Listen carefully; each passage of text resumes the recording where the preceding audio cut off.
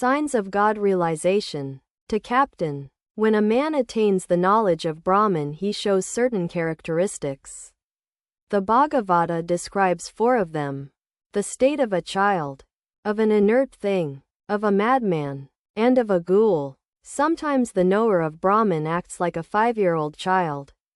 Sometimes he acts like a madman. Sometimes he remains like an inert thing. In this state he cannot work. He renounces all action. You may say that Jay and Anis like Janaka were active. The truth is that people in olden times gave responsibility to their subordinate officers and thus freed themselves from worry. Further, at that time men possessed intense faith. Sri Ramakrishna began to speak about the renunciation of action. But he also said that those who felt they must do their duties should do them in a detached spirit. Master. After attaining knowledge one cannot do much work. Trailakya. Why so? Sir? Pavahari Baba was a great yogi and yet he reconciled people's quarrels. Even lawsuits. Master. Yes. Yes. That's true. Dr. Durgacharan was a great drunkard. He used to drink 24 hours a day. But he was precise in his actions. He did not make any mistake in treating his patients. There is no harm in doing work after the attainment of bhakti. But it is very hard. One needs intense tapasya. It is God who does everything.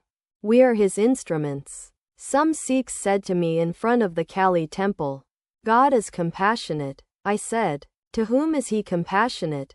Why, revered sir, to all of us, said the Sikhs. I said, we are his children. Does compassion to one's own children mean much? A father must look after his children. Or do you expect the people of the neighborhood to bring them up? Well, won't those who say that God is compassionate ever understand that we are God's children and not someone else's? Captain, you are right. They don't regard God as their own. Master, should we not, then, address God as compassionate? Of course we should, as long as we practice sadhana. After realizing God, one rightly feels that God is our father or mother. As long as we have not realized God, we feel that we are far away from him, children of someone else. During the stage of sadhana one should describe God by all his attributes. One day Hazra said to Narendra, God is infinity. Infinite is his splendor. Do you think he will accept your offerings of sweets and bananas or listen to your music? This is a mistaken notion of yours. Narendra at once sank 10 fathoms, so I said to Hazra, you villain, where will these youngsters be if you talk to them like that? How can a man live if he gives up devotion? No doubt God has infinite splendor. Yet he is under the control of his devotees. A rich man's gatekeeper comes to the parlor where his master is seated with his friends. He stands on one side of the room. In his hand he has something covered with a cloth.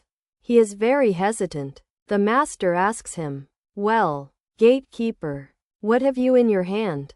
Very hesitantly the servant takes out a custard apple from under the cover, places it in front of his master, and says, Sir, it is my desire that you should eat this.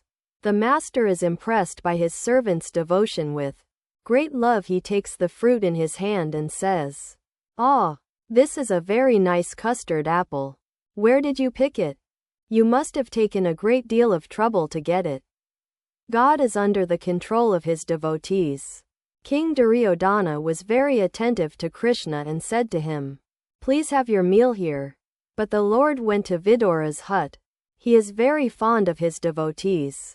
He ate Vidura's simple rice and greens as if they were celestial food.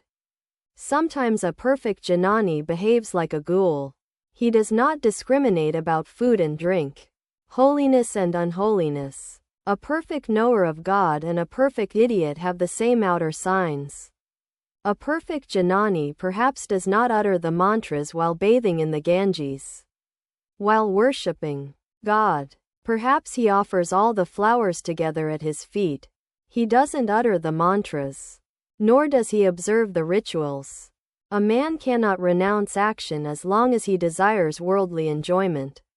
As long as one cherishes a desire for enjoyment, one performs action. A bird sat absent-mindedly on the mast of a ship anchored in the Ganges. Slowly the ship sailed out into the ocean. When the bird came to its senses, it could find no shore in any direction. It flew toward the north hoping to reach land. It went very far and grew very tired but could find no shore. What could it do? It returned to the ship and sat on the mast after a long while. The bird flew away again. This time toward the east. It couldn't find land in that direction either. Everywhere it saw nothing but limitless ocean. Very tired, it again returned to the ship and sat on the mast after resting a long while. The bird went toward the south and toward the west. When it found no sign of land in any direction, it came back and settled down on the mast. It did not leave the mast again, but sat there without making any further effort. It no longer felt restless or worried, because it was free from worry. It made no further effort. Captain. Ah, what an illustration. Quote,